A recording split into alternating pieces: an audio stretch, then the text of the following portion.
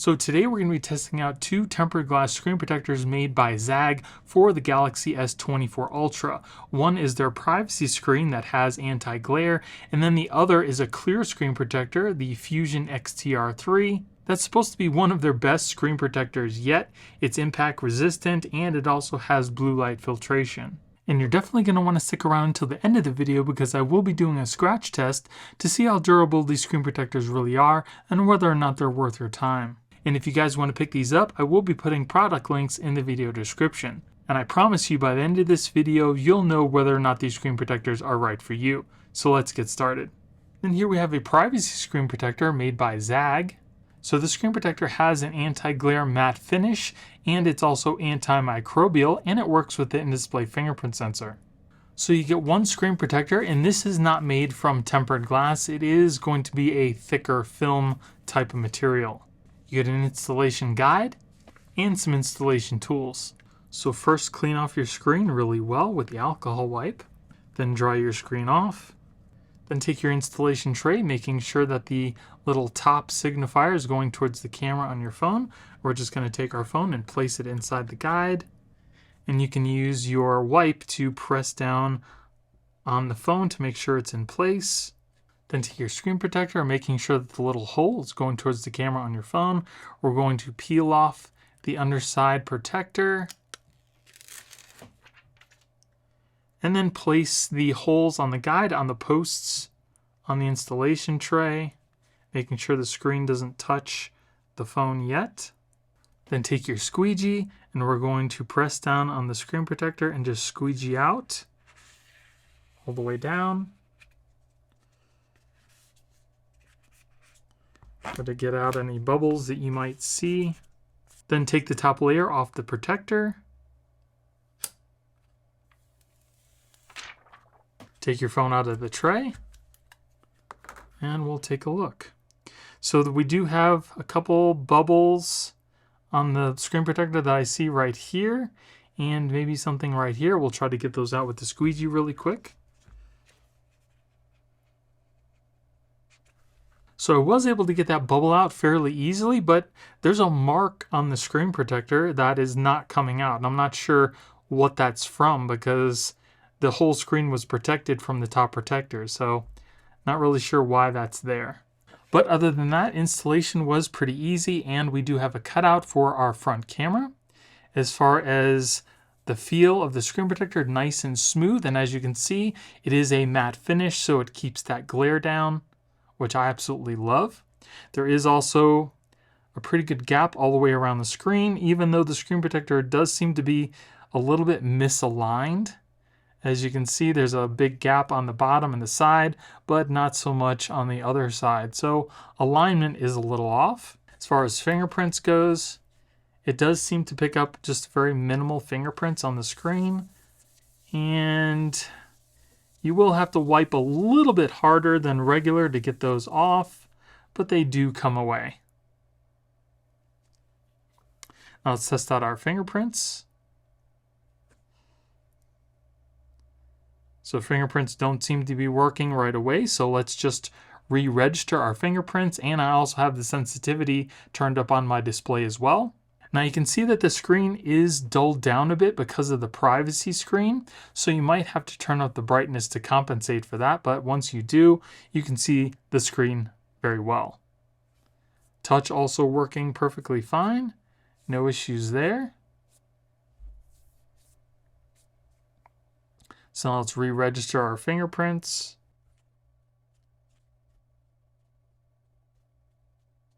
So fingerprints went in really well, so I'm expecting the fingerprint sensor to work just fine. So we'll test that out.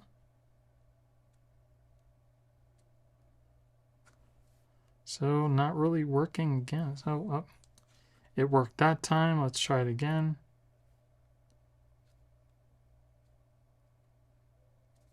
So it seems to be hit and miss. The fingerprint sensor really is not working that great. But now it is. So I'm not 100% sure what was happening there, but it seems to be working just fine. But as you saw, the first couple times it was not working. Okay, so it seems to be working just fine now. So now let's see what the screen looks like using polarized sunglasses. So as you can see, the screen is a little bit discolored. You can still see easily what's on the screen, but there is a slight rainbow effect. And let's test out our S Pen.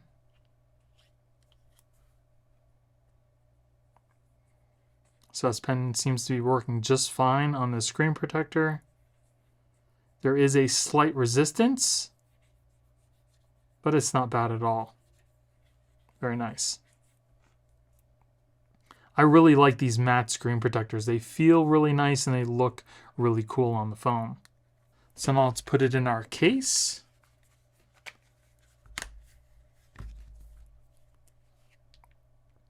So the screen protector does seem to have a slight gap all the way around the screen. No lifting, no bubbles, and it doesn't seem to be touching the case at all on the sides, so it should be case friendly with most cases. And as far as any marks from the S Pen doesn't seem to make any marks on the screen, so that's definitely a plus too. And then for the privacy effect, if you turn your phone to the side,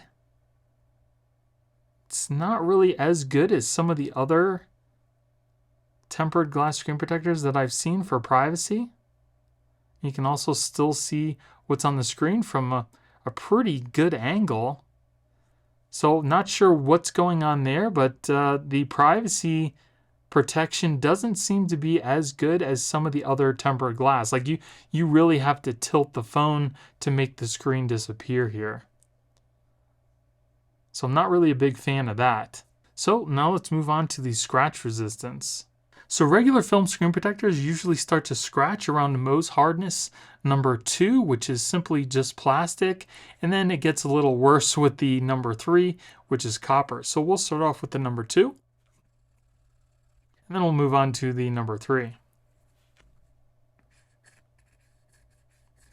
Yeah, so that's pretty bad.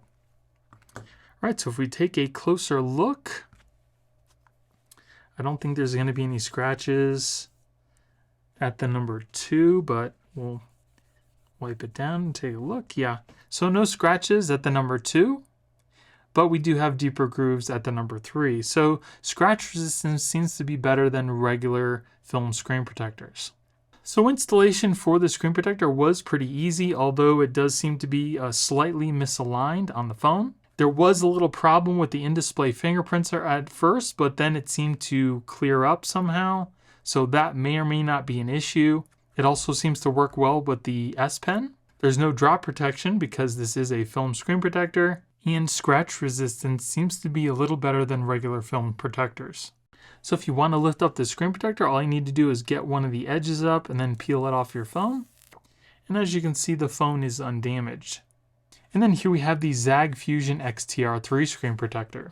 It does have blue light filtration. It's got advanced impact technology, antimicrobial treatments, an easy installation, and it should work fine with the in-display fingerprint sensor. And here we have the ZAGG Fusion XTR3 film screen protector. So we get one screen protector, an installation packet, and an installation guide. So again, clean off your screen thoroughly with the alcohol wipe. Then dry it off. Then take your installation tray, making sure the top goes towards the camera on your phone. We'll take our phone, put it inside the tray, and you can use your little wipe to kind of press down to make sure that it's seated properly inside the guide. Then take your guide, making sure the camera hole goes towards the camera hole on your phone. We're going to press, then take your screen protector, making sure the hole of the camera goes towards the camera on your phone. We're going to peel off the underside protector. Then we're going to place the posts of the guide in the holes on the screen protector, making sure the screen protector doesn't touch the screen on your phone. Then take your squeegee. We're going to press down on the bottom of the screen protector and just squeegee forward. Then lift up on the top portion of the screen protector. And then take your phone out of the guide. And there we go. Installation looks really good.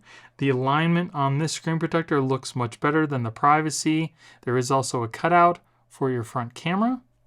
As far as the touch goes, it is nice and smooth, just like glass on the phone. And for fingerprints, it does seem to pick up some fingerprints on the screen, but you can very easily just wipe those away. Screen looks really nice. There's that anti-reflective technology, so it kind of just mirrors. It doesn't make it kind of all bloomed up. We do have some bubbles on the bottom of the screen here that I'm going to use the squeegee to try to get out really quick. And it looks good. So I was able to get those bubbles out really easily. So now let's test out our S Pen.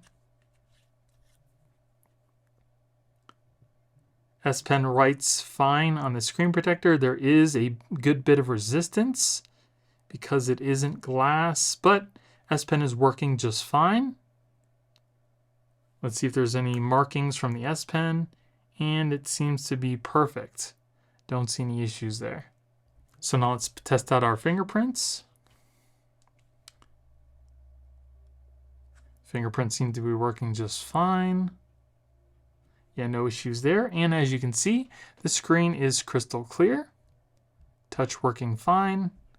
No issues with accessing anything. So now let's see what the screen looks like through the lenses of polarized sunglasses. So as you can see, there is a bit of a rainbow effect. If you're looking at the screen dead on, it's not horrible. It just gets worse when you twist and turn the phone. But the screen protector looks really nice on the phone. Now let's put it in our case.